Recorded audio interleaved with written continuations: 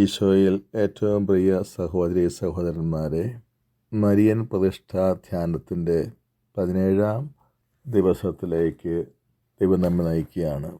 കത്തോലിക്കാ സഭയുടെ യുവജനങ്ങൾക്ക് വേണ്ടിയുള്ള മതബോധന ഗ്രന്ഥം 402 ഇപ്രകാരം പഠിപ്പിച്ചിരിക്കുന്നു: ഒരു വ്യക്തി എത്ര കൂടുതലായി സ്നേഹിക്കുന്നുവോ അത്ര കൂടുതലായി ദൈവത്തിൻ്റെ സാദൃശ്യം വഹിക്കുന്നു. ഉൽപ്പത്തി പുസ്തകത്തിൽ നാം വായിക്കുന്നു, മനുഷ്യൻ സൃഷ്ടിക്കപ്പെട്ടിരിക്കുന്നത് ദൈവത്തിൻ്റെ ഛായയിലും സാദൃശ്യത്തിലുമാണ് എന്ന്.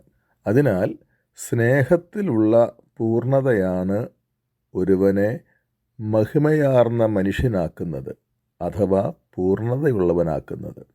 ദൈവത്തിൻ്റെ ഛായയിൽ മനുഷ്യൻ സൃഷ്ടിക്കപ്പെട്ടിരിക്കുന്നു എന്നതിൻ്റെ അർത്ഥം സ്നേഹിക്കാൻ കഴിവുള്ളവനായി അവൻ സൃഷ്ടിക്കപ്പെട്ടിരിക്കുന്നു എന്നാണ്. കാരണം ദൈവം സ്നേഹമാണ്. യോഹന്നാൻ്റെ 1-ാം ലേഖനം 4-ാം അധ്യായം 16-ാം വാക്യം.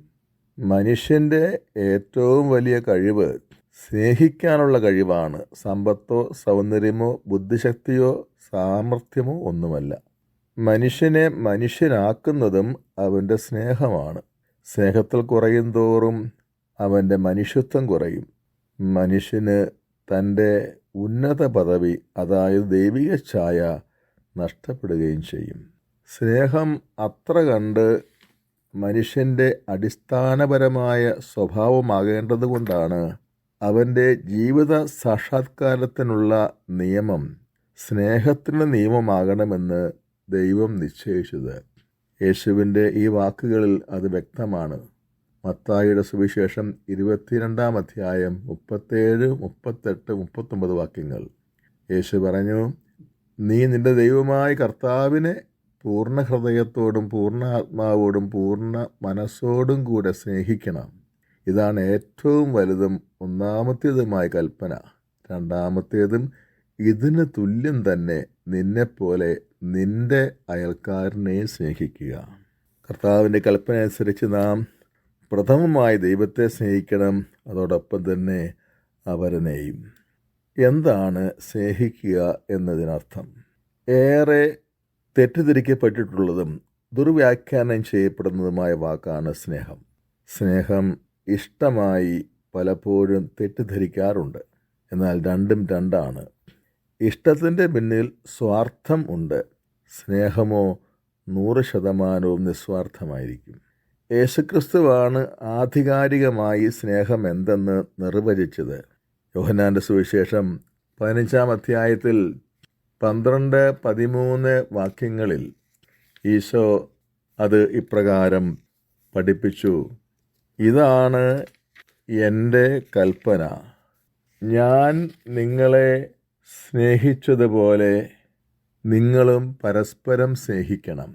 ഒരുവൻ തൻ്റെ സ്നേഹിതർക്ക് വേണ്ടി ജീവൻ അർപ്പിക്കുന്നതിനേക്കാൾ വലിയ സ്നേഹമില്ല.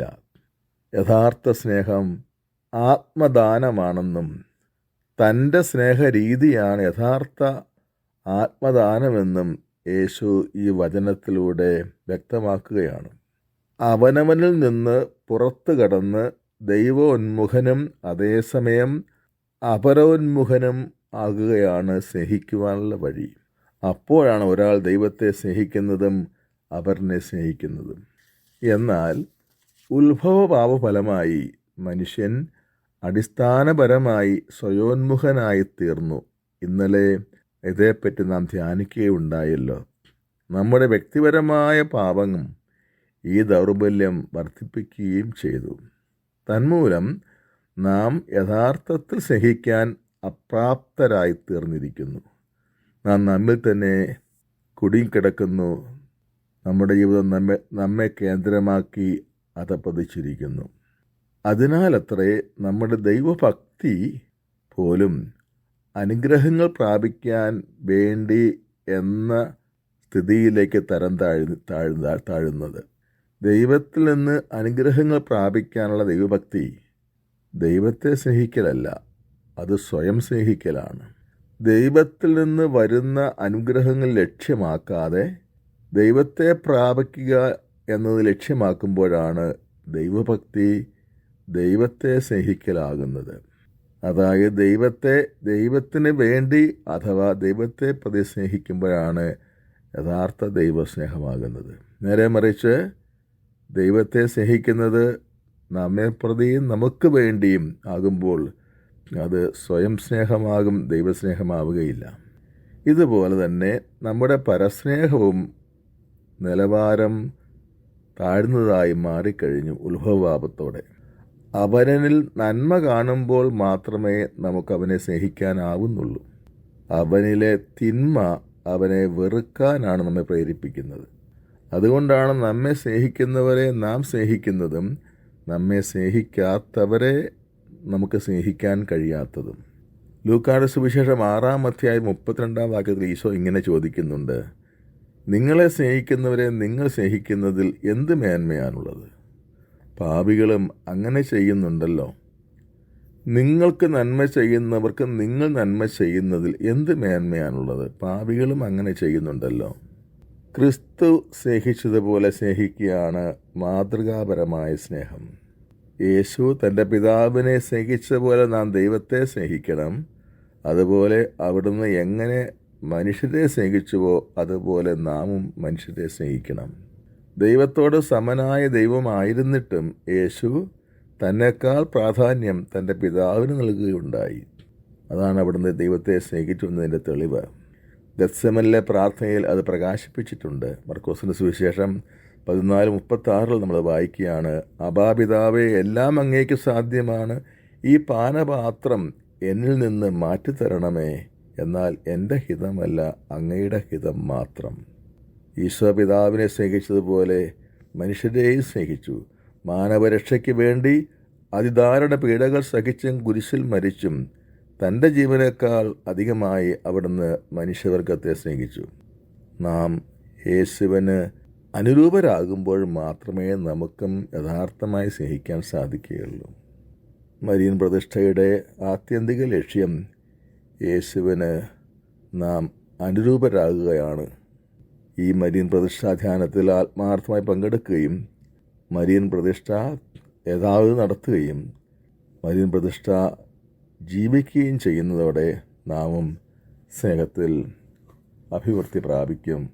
ഈ ആമുഖ ചിന്തയോടെ നമുക്കിന്നത്തെ വിചിന്തനത്തിലേക്ക് പ്രവേശിക്കാം. ആമുഖം: പാപത്തിൻ്റെ നാശഫലങ്ങളിൽ അടിസ്ഥാനപരമായത് നിസ്വാർത്ഥമായി അപരനെ സ്നേഹിക്കാനുള്ള കഴിവില്ലായ്മയാണ്. ജീവിത ലക്ഷ്യം സ്നേഹിക്കുക.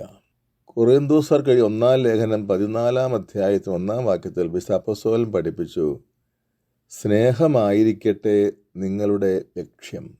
എല്ലാ മനുഷ്യരുടെയും ജീവിത ലക്ഷ്യം സ്നേഹിക്കുക എന്നതായിരിക്കണമെന്നാണ് ഈ തിരുവചനം വ്യക്തമാക്കുന്നത്.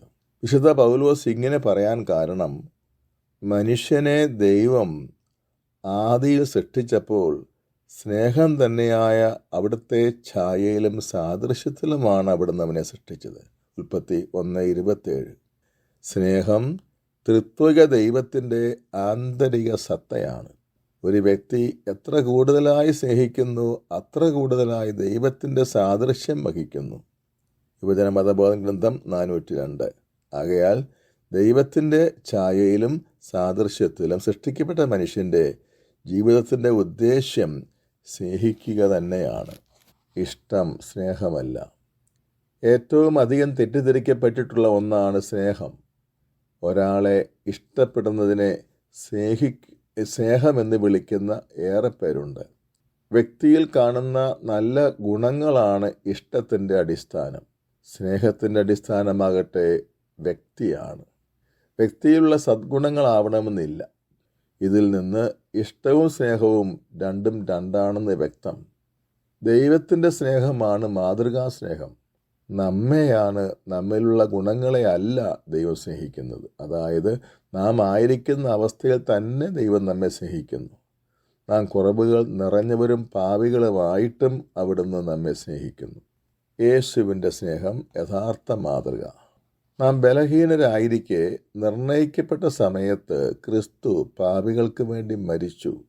നീതിമാന് വേണ്ടിപ്പോലും ആരെങ്കിലും മരിക്കുക പ്രയാസമാണ്. ഒരുപക്ഷെ ഒരു നല്ല മനുഷ്യന് വേണ്ടി മരിക്കാൻ വല്ലവരും തുനിഞ്ഞെന്ന് വരാം. എന്നാൽ നാം പാപികളായിരിക്കെ ക്രിസ്തു നമുക്ക് വേണ്ടി മരിച്ചു. അങ്ങനെ നമ്മോടുള്ള തൻ്റെ സ്നേഹം അവൻ പ്രകടമാക്കിയിരിക്കുന്നു. റോമാലേഖനം 5-ാം അധ്യായം 5 മുതൽ 8 വരെ വാക്യങ്ങൾ. സ്നേഹിക്കപ്പെടുന്ന വ്യക്തിയിൽ നിന്ന് ഒന്നും പ്രതീക്ഷിക്കാതെ സ്നേഹിക്കുന്നതാണ് യഥാർത്ഥ സ്നേഹം.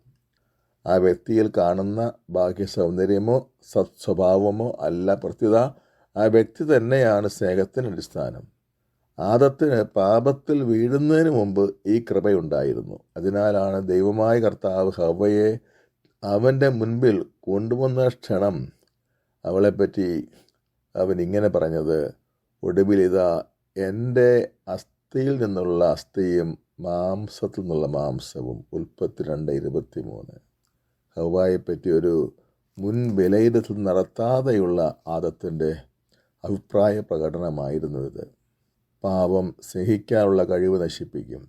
എന്നാൽ പാപം ചെയ്ത് ദൈവത്തിൽ നകന്നപ്പോൾ ആദ്യം ആദത്തിൽ വന്ന മാറ്റം യഥാർത്ഥ സ്നേഹം നഷ്ടപ്പെട്ടു എന്നതാണ്. അതുകൊണ്ടാണ് തൽക്ഷണം ഹവ്വായെ കുറ്റപ്പെടുത്തിക്കൊണ്ട് ആദം പറഞ്ഞത്, അങ്ങനെക്ക് കൂട്ടിന് തന്ന സ്ത്രീ ആ മരത്തിൻ്റെ പഴം എനിക്ക് തന്നു, ഞാനത് തിന്നു. ഉൽപ്പത്തി 3:12. പാപത്തിന് മുമ്പ് ആദം ഹവ്വായെ സ്നേഹിച്ചത് നിരുപാധികമായിട്ടായിരുന്നെങ്കിൽ പാപത്തോടെ സ്നേഹത്തിൻ്റെ അടിസ്ഥാനം അവൾ എന്ന വ്യക്തിയേക്കാൾ ഉപരി അവളുടെ ഗുണങ്ങൾ മാത്രമായി പരിമിതപ്പെട്ടു. ചുരുക്കത്തിൽ ആദത്തിൻ്റെ നിസ്വാർത്ഥ സ്നേഹം സ്വാർത്ഥം നിറഞ്ഞ ഇഷ്ടമായി അധപ്പതിച്ചു. നിസ്വാർത്ഥ സ്നേഹത്തിനുള്ള കഴിവ് പാപത്തോടെ അവന് നഷ്ടമായി. ആദ്യ മാതാപിതാക്കന്മാരുടെ യഥാർത്ഥ സ്നേഹത്തിലുണ്ടായ ഈ തകരാറിനെപ്പറ്റി സഭാപ്രബോധനം വ്യക്തമാക്കുന്നുണ്ട് കത്തോലിക്കാ സഭയുടെ മതബോധന ഗ്രന്ഥം 400-ാമത്തെ ഖണ്ഡികയിൽ. സ്ത്രീ പുരുഷ സ്നേഹം സംഘർഷാത്മകമായി ലൈംഗിക ദുരാശയും ആധിപത്യവും അവരുടെ ബന്ധങ്ങളിൽ പ്രത്യക്ഷമായി. ഉത്ഭവഭാവവും കർമ്മഭാവവും നമ്മിലെ സ്നേഹം നശിപ്പിച്ചു. തിരുസഭയുടെ മതബോധന 402 പറയുന്നത്, ആദത്തിൻ്റെ പാപത്തിൽ സർവ്വ മനുഷ്യരും പങ്കുചേർന്നിരിക്കുന്നുവെന്നാണ്. അതിനാൽ യഥാർത്ഥമായി സ്നേഹിക്കാനുള്ള കഴിവില്ലാത്തവരായി നമ്മളെല്ലാം തീർന്നിരിക്കുന്നു. നമ്മുടെ സ്നേഹം സ്വയോന്മുഖമായിരിക്കുന്നു. അതായത് മറ്റുള്ളവരെ നാം സ്നേഹിക്കുന്നത് അവർക്ക് വേണ്ടി എന്നതിനേക്കാൾ നമുക്ക് വേണ്ടിയായി തരം താഴുന്നു. അതുപോലെ ദൈവത്തെ സ്നേഹിക്കുന്നതും ദൈവത്തിൽ നിന്ന് നന്മകളും അനുഗ്രഹങ്ങളും പ്രാപിക്കാൻ വേണ്ടി മാത്രമാകുന്നു. ദൈവത്തിന് വേണ്ടി സ്നേഹിക്കാൻ നമുക്ക് സാധിക്കുന്നില്ല. നമ്മുടെ വ്യക്തിപരമായ ഭാവം നമ്മെ കൂടുതൽ സ്നേഹശൂന്യരാക്കുന്നു. അതിനാലാണ് നമുക്കിഷ്ടമുള്ളവരെ നാം സ്നേഹിക്കുന്നതും നമുക്കിഷ്ടമില്ലാത്തവരെ നാം സ്നേഹിക്കാതിരിക്കുന്നതും. പലരോടും ആഴമേറിയ സ്നേഹമില്ലാതെ ഉപരിപ്ലവമായ സ്നേഹം മാത്രം കാണിക്കുന്നതിനും കാരണം നമ്മുടെ വ്യക്തിപരമായ പാപാവസ്ഥ തന്നെ. നിസ്വാർത്ഥമായി സ്നേഹിക്കാനുള്ള കഴിവുകേട് നമ്മുടെ അസ്തിത്വ ലക്ഷ്യം തന്നെ അസാധ്യമാക്കി തീർക്കും. എന്തെന്നാൽ നാം സൃഷ്ടിക്കപ്പെട്ടിരിക്കുന്നത് സ്നേഹിക്കാനാണ്. നമ്മുടെ നിത്യരക്ഷയെ തന്നെ നമ്മുടെ സ്നേഹരാഗത്തെ ബാധിക്കും. കാരണം വിശുദ്ധ കുരിശിൻ്റെ യോഹന്നാൻ പറയുന്നത്, ഓരോരുത്തരുടെയും ജീവിത അന്ത്യത്തിൽ ദൈവം അവരുടെ ജീവിതം വിലയിരുത്തുന്നത് അവരുടെ സ്നേഹത്തിൻ്റെ അടിസ്ഥാനത്തിൽ ആയിരിക്കുമെന്നത്രേ. യോഹന്നാൻ്റെ 1-ാം ലേഖനം 3-ാം അധ്യായം 14-ാം വാക്യം അതിനെ ഉറപ്പിക്കുന്നു. സഹോദരരെ സ്നേഹിക്കുന്നത് കൊണ്ട് നമ്മൾ മരണത്തിൽ നിന്ന് ജീവനിലേക്ക് കടന്നിരിക്കുന്നു എന്ന് നാം അറിയുന്നു. സ്നേഹിക്കാത്തവരാകട്ടെ മരണത്തിൽ തന്നെ നിലകൊള്ളുന്നു. സ്നേഹിക്കാൻ സാധിക്കാത്ത നമ്മുടെ ബലഹീനതയ്ക്കുള്ള പ്രതിവിധി ദൈവത്താൽ സർവ്വന് സ്നേഹിക്കപ്പെടുന്നു എന്ന തിരിച്ചറിവ് നേടുകയാണ്. എല്ലാ മനുഷ്യരും ദൈവത്താൽ സ്നേഹിക്കപ്പെടുന്നവരാണ് എന്ന യാഥാർത്ഥ്യബോധമാണ് സ്നേഹിക്കാനുള്ള നമ്മുടെ കഴിവുകേടിനുള്ള ഒരു നല്ല പ്രതിവിധി. മറ്റുള്ളവരുടെ ബലഹീനതകൾ ദൈവത്തിൻ്റെ ശക്തി നമ്മുടെ ജീവിതത്തിൽ പ്രകടമാക്കാനുള്ള അനുകൂല സന്ദർഭങ്ങളാണ് എന്നതാണ് സത്യം. ബലഹീനതയിലാണ് എൻ്റെ ശക്തി പൂർണ്ണമായി പ്രകടമാകുമെന്നാണല്ലോ കർത്താവ് പൗലോസിനോട് അരുളി ചെയ്തത്. അങ്ങനെയെങ്കിൽ വ്യക്തികളുടെ പരിമിതികളുടെ പേരിൽ നാം അവരെ സ്നേഹിക്കാതിരിക്കുമ്പോൾ ദൈവത്തിൻ്റെ രക്ഷാകര പദ്ധതിക്ക് നാം വിധേയപ്പെടാതിരിക്കുകയല്ലേ ചെയ്യുന്നത്. സൃഷ്ടിക്കപ്പെട്ടതെല്ലാം നല്ലതാണ് എന്ന് കണ്ട കർത്താവ് ഓരോരുത്തരെയും അവരുടെ ബലഹീനതകളുടെ കൂടെ തന്നെ സ്നേഹിക്കുകയും അംഗീകരിക്കുകയും ചെയ്യുന്നു. കർത്താവ് നല്ലവരെന്ന് വിളിച്ചവരെ നാം എന്തിന് കൊള്ളരുതാത്തവരായി മുദ്ര കുത്തണം? എല്ലാവരിലും കർത്താവ് സംപ്രീതനാണ്, അവരുടെ സകല കുറവുകളോടും കൂടെ തന്നെ. പിന്നെ ഇതിന് കുറവുകളുള്ളതിൻ്റെ പേരിൽ നാം ചിലരെ നമ്മുടെ സ്നേഹവലയത്തിൽ നിന്ന് മാറ്റി നിർത്തണം. എല്ലാവരെയും സ്നേഹിക്കുക എന്നതാണ് ക്രിസ്തീയ സ്നേഹം. യഥാർത്ഥ പ്രതിപതി ക്രിസ്തു സ്നേഹിച്ചതുപോലെ സ്നേഹിക്കാനുള്ള കൃപ. അപരനെ വ്യവസ്ഥയില്ലാതെ സ്നേഹിക്കാൻ കഴിയാത്ത ഈ മഹാപ്രതിസന്ധിക്കുള്ള യഥാർത്ഥ പരിഹാരം ക്രിസ്തു സ്നേഹിച്ചതുപോലെ സ്നേഹിക്കാൻ നാം ഓരോരുത്തരും പ്രാപ്തരായി തീരുക എന്നതാണ്. അത് സാധ്യമാകണമെങ്കിൽ നാം ക്രിസ്തുവിനെ പോലെ ആകണം. മറ്റൊരു വാക്കിൽ പറഞ്ഞാൽ ക്രിസ്തുവിനെ നമ്മിൽ രൂപപ്പെടുത്തണം. കാരണം ക്രിസ്തു മാത്രമേ നിസ്വാർത്ഥ സ്നേഹത്താൽ സ്നേഹിച്ചിട്ടുള്ളൂ. യേശുവിന് നമ്മെ അനുരൂപരാക്കുന്നതിൽ പരിശുദ്ധ മറിയത്തിനുള്ള പങ്ക്. വിശുദ്ധ ലൂയി ഡി മോൺഫോർട്ട് യേശുവിനെ നമ്മിൽ രൂപപ്പെടുത്തുന്നതിന് മറിയത്തിനുള്ള അതുല്യ പങ്കിനെപ്പറ്റി സവിസ്തരം പ്രതിപാദിക്കുന്നുണ്ട്. നമ്മുടെ ശിരസായ ക്രിസ്തു മറിയത്തിൻ്റെ ഉദരത്തിലാണ് രൂപപ്പെട്ടതെങ്കിൽ ശിരസിൻ്റെ അവയവങ്ങളായ നമ്മളെല്ലാവരും മറിയത്തിൻ്റെ ഉദരത്തിലൂടെ തന്നെ രൂപപ്പെടുത്തപ്പെടണം. മറിയത്തിൻ്റെ ഉദരത്തിൽ രൂപപ്പെട്ടത് മിശിഹ ആയതിനാൽ മറിയത്തിൻ്റെ ഉദരത്തിലൂടെ ദൈവം നമ്മെ രൂപപ്പെടുത്തുമ്പോൾ നാം ക്രിസ്തുവിനെ പോലെ ആയിത്തീരും. മരിയൻ പ്രതിഷ്ഠയിലൂടെ ഇതാണ് സംഭവിക്കുന്നത്. അതുവഴി നമ്മിൽ പ്രവർത്തിക്കാൻ പരിശുദ്ധ മറിയത്തിന് പൂർണ്ണ സ്വാതന്ത്ര്യം ലഭിക്കുന്നതിനാൽ അവൾ നമ്മെ യേശുവിനെ പോലെ ആക്കും. വിശുദ്ധൻ തുടരുകയാണ്, മറ്റൊരു യേശുവായി രൂപപ്പെടാൻ എത്രമാത്രം ആഗ്രഹിക്കുന്നുവോ അത്രമാത്രം നാം മാതാവിനോട് ചേർന്ന് നിൽക്കണം. മറിയത്തിൻ്റെ പക്കൽ അധികമായി അണയുകയും നാം അവളോടൊത്ത് വസിക്കുകയും ചെയ്യുമ്പോൾ നമ്മെ യേശുവിന് അനുരൂപരാക്കുക എന്ന അവളുടെ ദൈവ നിശ്ചിത ദൗത്യം പൂർത്തിയാക്കാൻ അവൾക്ക് നാം സമ്മതം നൽകുകയാണ്. എന്നാൽ മറിയത്തിന് എങ്ങനെ ഈ മഹാദൗത്യം നാം ഓരോരുത്തരിലും നിർവഹിക്കാനാവും? തൻ്റെ തിരുക്കുമാരനെ പോലെ അവളും നമ്മുടെ വ്യക്തി സ്വാതന്ത്ര്യം മാനിക്കുന്നതിനാൽ നമ്മുടെ മുൻകൈയെടുക്കലില്ലാതെ ഇക്കാര്യത്തിൽ അവൾ ഒന്നും ചെയ്യുകയില്ല.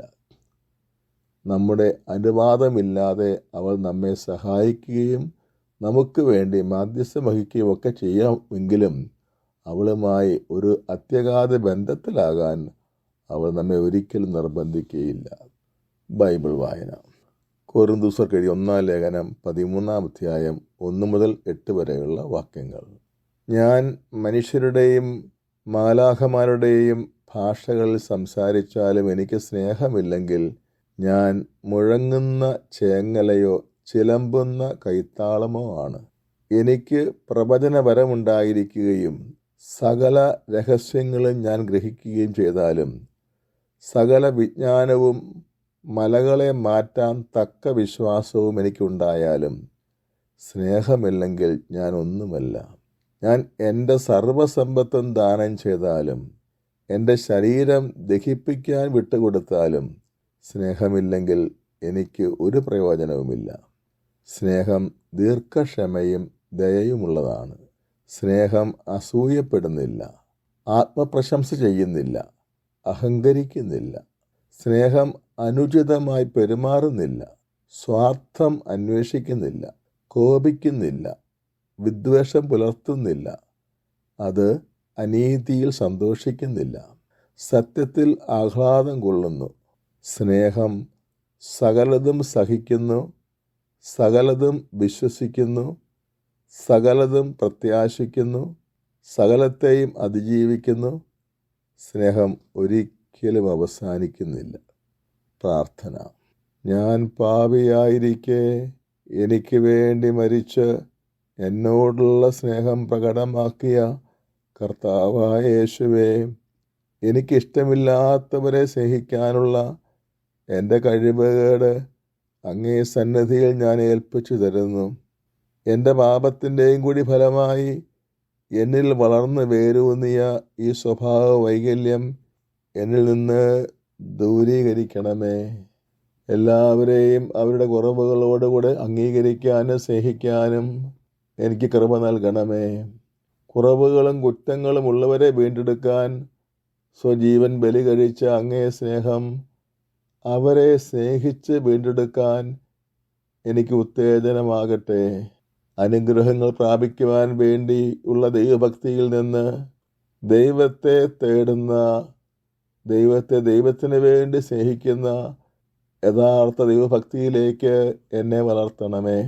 പരിശുദ്ധ അമ്മയ്ക്ക് സമ്പൂർണ്ണ സമർപ്പണം ചെയ്യാൻ ആത്മാർത്ഥമായി ഒരുങ്ങുന്ന എന്നെ മാതാവിൻ്റെ ഹൃദയത്തിലൂടെ മറ്റൊരു ക്രിസ്തുവായി രൂപാന്തരപ്പെടുത്തണമേ.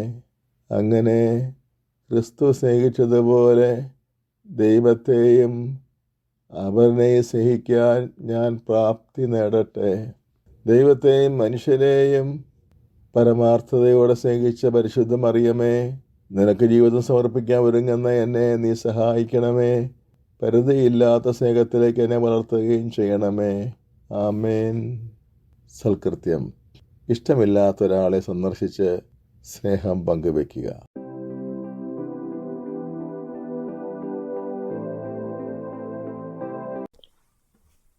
പ്രാർത്ഥനകൾ.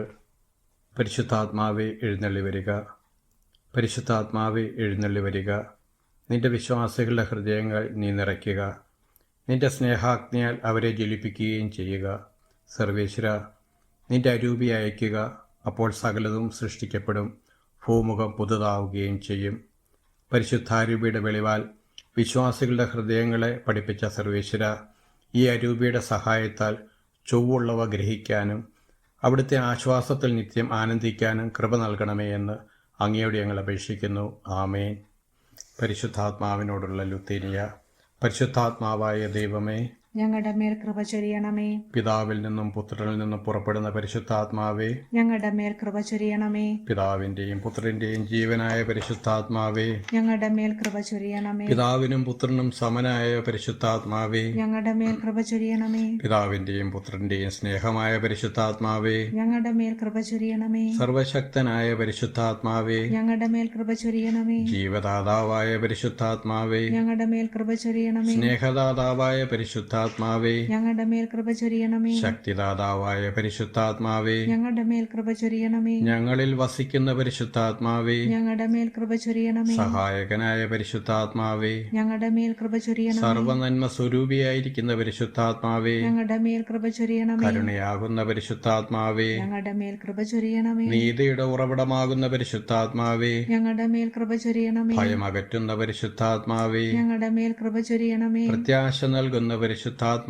ഞങ്ങളുടെ മേൽ കൃപ ചൊരിയണമേ. ജ്ഞാനം നൽകുന്ന പരിശുദ്ധാത്മാവേ, ഞങ്ങളുടെ മേൽ കൃപ ചൊരിയണമേ. ബുദ്ധി നൽകുന്ന പരിശുദ്ധാത്മാവേ, ഞങ്ങളുടെ മേൽ കൃപ ചൊരിയണമേ. അറിവ് നൽകുന്ന പരിശുദ്ധാത്മാവേ, ഞങ്ങളുടെ മേൽ കൃപ ചൊരിയണമേ. വിവേകം നൽകുന്ന പരിശുദ്ധാത്മാവേ, ഞങ്ങളുടെ മേൽ കൃപ ചൊരിയണമേ. ആലോചന നൽകുന്ന പരിശുദ്ധാത്മാവേ, ഞങ്ങളുടെ മേൽ കൃപ ചൊരിയണമേ. ദൈവഭക്തി നൽകുന്ന പരിശുദ്ധാത്മാവേ, ഞങ്ങളുടെ മേൽ കൃപ ചൊരിയണമേ. ദൈവഭയം നൽകുന്ന പരിശുദ്ധാത്മാവേ, ഞങ്ങളുടെ മേൽ കൃപ ചൊരിയണമേ. ആത്മശക്തി നൽകുന്ന പരിശുദ്ധാത്മാവേ, ഞങ്ങളുടെ മേൽ കൃപ ചൊരിയണമേ. സ്നേഹമാകുന്ന പരിശുദ്ധാത്മാവേ, ഞങ്ങളുടെ മേൽ കൃപ ചൊരിയണമേ. ശാന്തി നൽകുന്ന പരിശുദ്ധാത്മാവേ, ഞങ്ങളുടെ മേൽ കൃപ ചൊരിയണമേ. ആനന്ദമാകുന്ന പരിശുദ്ധാത്മാവേ, ഞങ്ങളുടെ മേൽ കൃപ ചൊരിയണമേ. ക്ഷമ നൽകുന്ന പരിശുദ്ധാത്മാവേ, ഞങ്ങളുടെ മേൽ കൃപ ചൊരിയണമേ. ദയ നൽകുന്ന പരിശുദ്ധാത്മാവേ, ഞങ്ങളുടെ മേൽ കൃപ ചൊരിയണമേ. നന്മ നൽകുന്ന പരിശുദ്ധാത്മാവേ, ഞങ്ങളുടെ മേൽ കൃപ ചൊരിയണമേ. സൗമ്യശീലം നൽകുന്ന പരിശുദ്ധാത്മാവേ, ഞങ്ങളുടെ മേൽ കൃപ ചൊരിയണമേ. ബ്രഹ്മചര്യം നൽകുന്ന പരിശുദ്ധാത്മാവേ, ഞങ്ങളുടെ മേൽ കൃപ ചൊരിയണമേ. അനുസരണം നൽകുന്ന പരിശുദ്ധാത്മാവേ, ഞങ്ങളുടെ മേൽ കൃപ ചൊരിയണമേ. വിശ്വാസം നൽകുന്ന പരിശുദ്ധാത്മാവേ, ഞങ്ങളുടെ മേൽ കൃപ ചൊരിയണമേ. സകലത്തെയും പവിത്രീകരിക്കുന്ന പരിശുദ്ധാത്മാവേ, ഞങ്ങളുടെ മേൽ കൃപ ചൊരിയണമേ. സകലത്തെയും ശക്തിവൽക്കരിക്കുന്ന പരിശുദ്ധാത്മാവേ, ഞങ്ങളുടെ മേൽ കൃപ ചൊരിയണമേ. പ്രലോഭനങ്ങളിൽ നിന്ന് വിമോചിപ്പിക്കുന്ന പരിശുദ്ധാത്മാവേ, ഞങ്ങളുടെ മേൽ കൃപ ചൊരിയണമേ. സാത്താന്റെ കുടല തന്ത്രങ്ങളിൽ നിന്ന് ഞങ്ങളെ രക്ഷിക്കുന്ന പരിശുദ്ധാത്മാവേ, ഞങ്ങളുടെ മേൽ കൃപ ചൊരിയണമേ.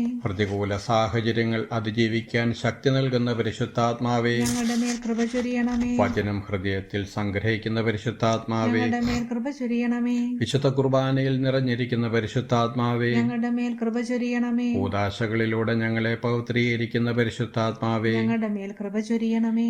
ജീവജലത്തിന്റെ അരുവിയായ പരിശുദ്ധാത്മാവേ, ഞങ്ങളുടെ മേൽ കൃപ ചൊരിയണമേ. നിത്യജീവനിലേക്ക് എന്നെ നയിക്കുന്ന പരിശുദ്ധാത്മാവേ, ഞങ്ങളുടെ മേൽ കൃപ ചൊരിയണമേ. എന്റെ ഹൃദയത്തിലേക്ക് ചൊരിയപ്പെട്ടിരിക്കുന്ന പരിശുദ്ധാത്മാവേ, ഞങ്ങളുടെ മേൽ കൃപ ചൊരിയണമേ. പരിശുദ്ധ ദൈവമാതാവിന്റെ ലുത്തിനിയ കർത്താവെ അനുഗ്രഹിക്കണമേ. കർത്താവെ അനുഗ്രഹിക്കണമേ. മിശിഹായെ അനുഗ്രഹിക്കണമേ. മിശിഹായെ അനുഗ്രഹിക്കണമേ. കർത്താവെ അനുഗ്രഹിക്കണമേ. കർത്താവെ അനുഗ്രഹിക്കണമേ. മിശിഹായെ ഞങ്ങളുടെ പ്രാർത്ഥന കേൾക്കണമേ. മിശിഹായെ ഞങ്ങളുടെ പ്രാർത്ഥന കേൾക്കണമേ. സ്വർഗസ്ഥനായ പിതാവായ ദൈവമേ, ഞങ്ങളെ അനുഗ്രഹിക്കണമേ. ഭൂലോക രക്ഷകനായ പുത്രനായ ദൈവമേ, ഞങ്ങളെ അനുഗ്രഹിക്കണമേ. പരിശുദ്ധാത്മാവായ ദൈവമേ, ഞങ്ങളെ അനുഗ്രഹിക്കണമേ. ഏകദൈവമായ പരിശുദ്ധ ത്രിത്വമേ, ഞങ്ങളെ അനുഗ്രഹിക്കണമേ. പരിശുദ്ധ മറിയമേ, ഞങ്ങൾക്ക് വേണ്ടി അപേക്ഷിക്കണമേ. ദൈവത്തിന്റെ പരിശുദ്ധ ജനനി, ഞങ്ങൾക്ക് വേണ്ടി അപേക്ഷിക്കണമേ. കന്യകൾക്ക് മകുടമായ നിർമ്മല കന്യകേ, ഞങ്ങൾക്ക് വേണ്ടി അപേക്ഷിക്കണമേ. മിശിഹായുടെ മാതാവേ, ഞങ്ങൾക്ക് വേണ്ടി അപേക്ഷിക്കണമേ. ദൈവവരപ്രസാദത്തിന്റെ മാതാവേ, ഞങ്ങൾക്ക് വേണ്ടി അപേക്ഷിക്കണമേ. ഏറ്റവും നിർമ്മലയായ മാതാവേ, ഞങ്ങൾക്ക് വേണ്ടി അപേക്ഷിക്കണമേ. അത്യന്ത വിരക്തിയായ മാതാവേ, ഞങ്ങൾക്ക് വേണ്ടി അപേക്ഷിക്കണമേ. കളങ്കമറ്റ കന്യകയായ മാതാവേ, ഞങ്ങൾക്ക് വേണ്ടി അപേക്ഷിക്കണമേ. കന്യാത്വത്തിന് ഭംഗം വരാത്ത മാതാവേ, ഞങ്ങൾക്ക് വേണ്ടി അപേക്ഷിക്കണമേ. സ്നേഹത്തിന് ഏറ്റവും യോഗ്യയായ മാതാവേ, ഞങ്ങൾക്ക് വേണ്ടി അപേക്ഷിക്കണമേ. അത്ഭുതത്തിന് വിഷയമായ മാതാവേ, ഞങ്ങൾക്ക് വേണ്ടി അപേക്ഷിക്കണമേ. സതുപദേശത്തിന്റെ മാതാവേ, ഞങ്ങൾക്ക് വേണ്ടി അപേക്ഷിക്കണമേ. സൃഷ്ടാവിന്റെ മാതാവേ, ഞങ്ങൾക്ക് വേണ്ടി അപേക്ഷിക്കണമേ. രക്ഷിതാവിന്റെ മാതാവേ, ഞങ്ങൾക്ക് വേണ്ടി അപേക്ഷിക്കണമേ. ഏറ്റവും വിവേകമതിയായ കന്യകേ, ഞങ്ങൾക്ക് വേണ്ടി അപേക്ഷിക്കണമേ. വണക്കത്തിന് ഏറ്റവും യോഗ്യയായ കന്യകേ, ഞങ്ങൾക്ക് വേണ്ടി അപേക്ഷിക്കണമേ. സ്തുതിക്ക് യോഗ്യയായ കന്യകേ, ഞങ്ങൾക്ക് വേണ്ടി അപേക്ഷിക്കണമേ. മഹാവല്ലഭയായ കന്യകേ, ഞങ്ങൾക്ക് വേണ്ടി അപേക്ഷിക്കണമേ. കനിവുള്ള കന്യകേ, ഞങ്ങൾക്ക് വേണ്ടി അപേക്ഷിക്കണമേ. ഏറ്റവും വിശ്വസ്തതയായ കന്യകേ, ഞങ്ങൾക്ക് വേണ്ടി അപേക്ഷിക്കണമേ. നീതിയുടെ ദർപ്പണമേ, ഞങ്ങൾക്ക് വേണ്ടി അപേക്ഷിക്കണമേ. ദിവ്യജ്ഞാനത്തിന്റെ സിംഹാസനമേ, ഞങ്ങൾക്ക് വേണ്ടി അപേക്ഷിക്കണമേ. ഞങ്ങളുടെ സന്തോഷത്തിന്റെ കാരണമേ, ഞങ്ങൾക്ക് വേണ്ടി അപേക്ഷിക്കണമേ. ആത്മജ്ഞാനപൂരിത പാത്രമേ, ഞങ്ങൾക്ക് വേണ്ടി അപേക്ഷിക്കണമേ. ബഹുമാനത്തിന്റെ പാത്രമേ, ഞങ്ങൾക്ക് വേണ്ടി അപേക്ഷിക്കണമേ. അത്ഭുതകരമായ ഭക്തിയുടെ പാത്രമേ, ഞങ്ങൾക്ക് വേണ്ടി അപേക്ഷിക്കണമേ. ദിവ്യരക്തം നിറഞ്ഞിരിക്കുന്ന റോസാപുഷ്പമേ, ഞങ്ങൾക്ക് വേണ്ടി അപേക്ഷിക്കണമേ. ദാവീദിന്റെ കോട്ടയെ, ഞങ്ങൾക്ക് വേണ്ടി അപേക്ഷിക്കണമേ. നിറബലദന്തം കൊണ്ടുള്ള കോട്ടയെ, ഞങ്ങൾക്ക് വേണ്ടി അപേക്ഷിക്കണമേ. സ്വർണാലയമേ, ഞങ്ങൾക്ക് വേണ്ടി അപേക്ഷിക്കണമേ. വാഗ്ദാനത്തിന്റെ പേടകമേ, ഞങ്ങൾക്ക് വേണ്ടി അപേക്ഷിക്കണമേ. സ്വർഗത്തിന്റെ വാതിലേ, ഞങ്ങൾക്ക് വേണ്ടി അപേക്ഷിക്കണമേ. വൃഷകാല നക്ഷത്രമേ, ഞങ്ങൾക്ക് വേണ്ടി അപേക്ഷിക്കണമേ. രോഗികളുടെ ആരോഗ്യമേ, ഞങ്ങൾക്ക് വേണ്ടി അപേക്ഷിക്കണമേ. പാപികളുടെ സങ്കേതമേ, ഞങ്ങൾക്ക് വേണ്ടി അപേക്ഷിക്കണമേ. പീഡിതരുടെ ആശ്വാസമേ, ഞങ്ങൾക്ക് വേണ്ടി അപേക്ഷിക്കണമേ. ക്രിസ്ത്യാനികളുടെ സഹായമേ, ഞങ്ങൾക്ക് വേണ്ടി അപേക്ഷിക്കണമേ.